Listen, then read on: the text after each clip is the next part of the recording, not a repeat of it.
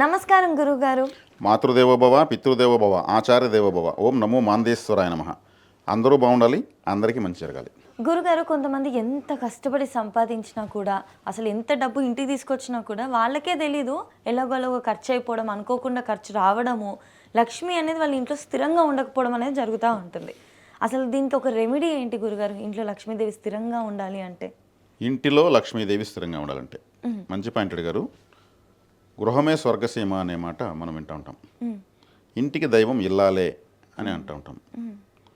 మరి ఇంటి బట్టి ఎక్కువగా ఉండేది ఆడవాళ్ళే ఇంట్లో ఎక్కువ ఉంటారు, మగవాళ్ళు సంపాదన కోసం వెళ్తారు. అంటే గృహ వాస్తు అనేది ఆడవాళ్ళపైన ఎక్కువ పనిచేస్తుంది. ఎక్కువగా వాళ్ళు టచ్ చేసి తిరుగుతూనే ఉంటారు. వంటింట్లో ఎక్కువసేపు ఉంటారు, పూజ రూమ్లో వాళ్ళు దీపాలు పెడుతుంటారు, ఇంకా ఇల్లంతా సర్దడము, ఇంట్లో ఎవరికేం కావాలో ఎక్కడైనా పెట్టడం ఉంటుంది. అంటే వాళ్ళపైన ఎక్కువ ప్రభావం చూపిస్తూ ఉంటుంది. మరి ఇల్లు అనేది వాస్తు సక్రమంగా లేకపోతే, ఇల్లు అనేది శుభ్రంగా లేకపోతే, ఇల్లు ఇంట్లో ఉన్నవి ఎక్కడున్నవి అక్కడ సరిగ్గా ఉండకపోతే మనకు లక్ష్మీదేవి రాదు, వచ్చినా నిలవదు, ఒకవేళ వచ్చినా చాలదు, డెఫిసిట్లోనే ఉంటుంది. ఇప్పుడు ఒక గ్రామానికి ఒక కలెక్టరో, ఓ ముఖ్యమంత్రో, ఓ ప్రధానమంత్రి వస్తున్నాడంటే గ్రామంలో చిందరవందరగా పెడతారా? రోడ్లన్నీ శుభ్రం చేస్తారు నీట్గా. ఆ రోజు ఒక వైట్ కలరు సున్నంతో పట్టీలు వేస్తారు, చెట్లు అడ్డం కూడా కొట్టేస్తారు, శుభ్రంగా ఇంటికి పెడతారు. వస్తున్న వ్యక్తి ఒక గొప్ప వ్యక్తి. మరి మన ఇల్లు శుభ్రంగా లేకపోతే లక్ష్మీదేవి ఎట్లా అడుగు పెడుతుంది? అంత చిందరవందరగా గందరగోళంగా, ఏదో రకరకాల వాసనలు. అంటే దేవత మన ఇంట్లో ఉండాలంటే మన ఇల్లు ఎట్టు ఉండాలి? అవును, రాగానే ప్లెజెంట్గా అనిపించేలాగా ఉండాలి, అప్పుడు హైజీన్గా ఉంటుంది. క్లీన్గా ఉండాలి. ఇంకా కొంచెంసేపు ఉందామా అనిపించే ఫీలింగ్ ఉండాలి. అవును. ఇప్పుడు ఇల్లు అనేది వాస్తు నన్ను వాస్తు ప్రకారం ఇల్లు కట్టుకుంటే, వాస్తు శాస్త్రం అంటే వాస్తవ శాస్త్రం అని అర్థము. ఉన్న విషయం ఏంటి అని అర్థం. వాస్తవం అంటే ఉన్న విషయం ఏంటి అని అర్థం. ఇల్లు ఎలా ఉండాలని చెప్పేటువంటి శాస్త్రమే వాస్తు శాస్త్రము, గృహశాస్త్రము. ఇల్లు ఎలా ఉండాలో అలా కట్టకుండా మనకు నచ్చినట్టు కడితే ఫలితాలు వస్తాయా? ఇల్లు ఎలా ఉండాలో అలా కడితే మనకు రావాల్సిన ఫలితాలు వస్తాయి. మనకు అనుకూలంగా వాస్తు ఉండదు, వాస్తుకు అనుకూలంగా మనమే ఉండాలి. అవును. అదేవిధంగా ఆ ఇంట్లో రంగులు, red colour blue related, black related, red related లాంటి కలర్స్ కొడితే ఇంట్లో ఏముంటుంది? విపరీతమైన ఉద్రేకం, కోపం, ప్రతి ఒక్కదానికి చిరాకు పరాగ్గా. రెడ్ కర్టన్లు, రెడ్ కలర్ ఫ్లవర్స్ వేయడము, red colour sofa, red colour fridge, red colour fans. Colours గురించి కూడా ఇంత colour therapy, water therapy, colour therapy, music therapy, physiotherapy, magnetic therapy, ఇవన్నీ ప్రపంచం ఆమోదించింది. ఇవి థెరపీస్. కలర్ మన కంటి నల్లగుడ్డ పైన, రెటీనా పైన పనిచేస్తాయి.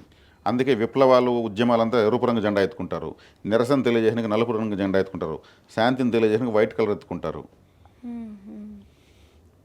కాబట్టి ఇంటి లోపల ఏ రంగులు వేసుకోవాలో ఆ రంగులు వేసుకోవాలి. లేత రంగులు వేసుకోవాలి. Baby rose, baby green, off white, lemon yellow, ఇటువంటి రంగులు వేసుకోవాలి. మనం ఎక్కడ చూసినా గజిబిజిగా కన్ఫ్యూజ్గా వేస్తే ఏముంటుంది? కన్ఫ్యూజనే ఉంటుంది. ఓకే. కాబట్టి ఇప్పుడు కుబేర స్థానం అని ఒకటి ఉంటుంది ఇంటికి. ఆ కుబేర స్థానంలో సింహద్వారం పెడితే ఫైనాన్స్ వస్తుంది. పిశాచ స్థానం అని ఒకటి ఉంటుంది, అక్కడ సింహద్వారం పెడితే అప్పులే ఇంట్లోకి వస్తాయి. పిల్లలు చెప్పిన మాట వినకుండా పెండిడికి వచ్చినాక వాళ్ళు ఇష్టం వచ్చినట్టు వాళ్ళు వెళ్ళిపోతారు. Love marriages. అప్పటి వరకు పేరెంట్స్ బాగా వాడుకుంటారు. ఒక ఈడు వచ్చినాక వాళ్ళు నచ్చిన వాళ్ళతో వాళ్ళు వెళ్ళిపోతారు. అంటే పెద్దల మాట వినే ఎనర్జీ అక్కడ ఉండదు. మేము అలా సాకాము, ఇలా సాకాము, మా మాట వినలేదంటే అంటే సమస్యలు ఇంట్లోకి వచ్చేటువంటి ద్వారాన్ని ఇంట్లో పెట్టుకున్నారు. లక్ష్మీదేవికి ఇష్టం లేని ద్వారాన్ని పెట్టుకున్నారు. అదే పిశాచ స్థానంలో లక్ష్మీదేవి రాదు. కుబేర స్థానంలో ఉంటే డబ్బులు వస్తుంది, 100 ఖర్చు పెడితే 1000 రూపాయలు ఆదాయం వస్తుంది. అటువంటి స్థానంలో ఎందుకు పెట్టుకోకూడదు? ఇంటిలో బాత్రూమ్ ఉండకూడదు, 20% వాస్తు ఎగిరిపోతుంది. అసలు మరుగుదొడ్డి, ఇంట్లో బాత్రూమ్ కూర్చోకూడదు, అదే పూర్తిగా లక్ష్మీదేవి రాకపోవడానికి కారణం. మరి ఇప్పుడు ఎట్లా ఈ కాలంలో అటాచ్డ్ వాష్రూమ్? అంతే, ఇంకా తప్పదు. దానివల్ల వచ్చే సమస్యలు ఎదుర్కోవాల్సిందే. దానికి పరిహారం అదే. బాత్రూమ్ లేకపోతే పెండిన్లే కావు. అంటే ఇంట్లో మరుగుదొడ్డి అంటున్నారు ఒకప్పుడు, అంటే మరుగ్గానే ఉండాలి అది. ఇంటి లోపల మలమూత్ర విసర్జన నిషిద్ధం. అప్పుడు దేవతా వ్యతిరేకం అది. అప్పుడు ఇంట్లో ఇప్పుడు అంటే మరుగ్గా వెళ్ళి బాత్రూమ్ కూర్చోలేని స్థాయికి వచ్చేసారు. అలా లేచి ఇలా డోర్ తీసుకుని అలా వెళ్ళిపోతున్నారు. దాన్ని ఆనుకునే పూజ రూమ్ ఉంటుంది, ఒకే గోడ అడ్డం. అటువైపు బాత్రూము, ఆ గోడ ఈ గోడకి ఇట్లే పూజ రూము. ఆడ దేవతా ఫోటోలు పెట్టున్నాం, వెనకాల బాత్రూమ్ ఉంటుంది. దాని అట్లే బెడ్రూమ్ ఉంటుంది. బెడ్రూమ్ అంటే ఏమి? భోగస్థానము. అక్కడ భక్తి ఇవన్నీ ఏముండవు, అంటే బ్రెయిన్ లెవెల్స్ జీరో అవుతాయి అక్కడ. మరి బెడ్రూమ్లోంచి వచ్చే స్మెల్ హాల్లోకి వస్తుంది, బాత్రూంలోకి వచ్చే స్మెల్ హాల్లోకి వస్తుంది, వంట రూమ్లోకి వచ్చే స్మెల్ హాల్లోకి వస్తుంది. పూజలో 2 అగరబత్తులు వెలిగిస్తాం. ఈ దేవతా శక్తి ఎంత జనరేట్ అవుతుంది? ఈ శక్తులను ఎదుర్కోవాలి కదా దేవతా శక్తి. పూజ రూమ్లో దైవశక్తి ఎంత జనరేట్ అవుతుంది? దేవుడి దగ్గరికి వెళ్ళి 2 అగరబత్తులు వెలిగించేసి దీపం పెట్టేసి టాటా అంటారు. గంటల కూర్చుని పూజలు చేస్తారు, లేదు కదా. కాబట్టి దేవతా శక్తి ఎక్కువ పుడుతుందా? మరి లక్ష్మీదేవి ఎందుకు రావాలి, ఎందుకు ఉండాలి? కన్ఫ్యూజన్ కదా. కళ్ళతో చూడలేనటువంటి దృశ్యాలన్నీ అక్కడ ఉంటాయి కదా. మరి ఇప్పుడు సెల్ ఫోన్లు వచ్చినాక మెడిటేషన్గా ఉంటే 5 నిమిషాలు చేయలేరు, సెల్ ఫోన్గా ఉంటే 12 దాకా చూస్తారు. మరి లక్ష్మీదేవి ఎందుకు రావాలి? ఒక ఇంట్లో ఎంతమంది ఉంటే అంతమందికి బైకులు, అంతమందికి కార్లు, ఫ్యూయల్ ఏమున్నా అదే వాటరా, ఖర్చు అనవసరమైన ఖర్చే కదా. అంటే ఇంట్లో అనవసరమైన ఖర్చును తగ్గిస్తే అదే మొదటి ఆదాయం, ఫస్ట్ ఇన్కమ్ అదే. అంటే ఊర్లో వాళ్ళందరూ చూసి అబ్బా వాళ్ళకి ఎంతో ఆదాయం వస్తుంది, ఇంట్లో ఒక్కొక్కరికి ఒక్కొక్క బైక్, ఒక్కొక్కరికి ఒక్కొక్క కారు అని చెప్పుకోవాల్సి వాడినట్టే కదా ఇవన్నీ.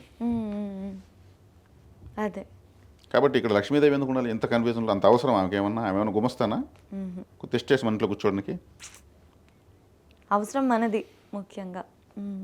కాబట్టి ఇట్లాంటి కరెక్షన్స్ ఎన్ని ఉన్నాయంటే అన్ని ఉన్నాయి. కాబట్టి కుబేర స్థానంలో గడప పెట్టుకున్నప్పుడు డబ్బులే వస్తుంది. ఈశాన్యములో పెడుతున్నారు, ఈశాన్యములో పిశాచ స్థానము. ప్రాచీన కాలంలో ఒక తలుపు ఇలా ఉంటే 2 డోర్లు ఇలా ఉండేవి, ఆ తలుపుకి ఈక్వల్ 2 కిటికీలు ఉండేవి, 2 కిటికీలు కూడా 2 తలుపులు ఉండేవి, మధ్యలో ఉంటుంది ఇలా ఉంటుంది పూల గుడిసి, అంటే అడ్డంగా ఉంటుంది. అదే సిస్టమ్ని ఆ కార్నర్కి ఈశాన్యంగా పెడితే ఎలా ఉంటుంది? మన నోరు ఇక్కడ ఉంది, 2 తలుపులు డోరు, మన కండ్లు ఉన్నాయి 2 కిటికీలు, 2 తలుపులు ఉన్నాయి. ఇలాగే ఇంటికి మిడిల్లో పెట్టి ఇదే కుబేర స్థానము. ఈ నోరు ఈశాన్యంగా ఉండాలని ఈ మూల ఉంటే ఎట్టుంటుంది మనిషికి? అంగవైకల్యము. ఇప్పుడు ఈ నోరుని తీసి, అంటే ఇంటి తలుపుని తీసి ఈ మూలో వెనకనో పెడుతున్నారు. అప్పుడు అటువైపు నుంచి వచ్చిన ఇంట్లోకి లక్ష్మీదేవి ఎలా వస్తుంది? ఇది కుబేర స్థానం.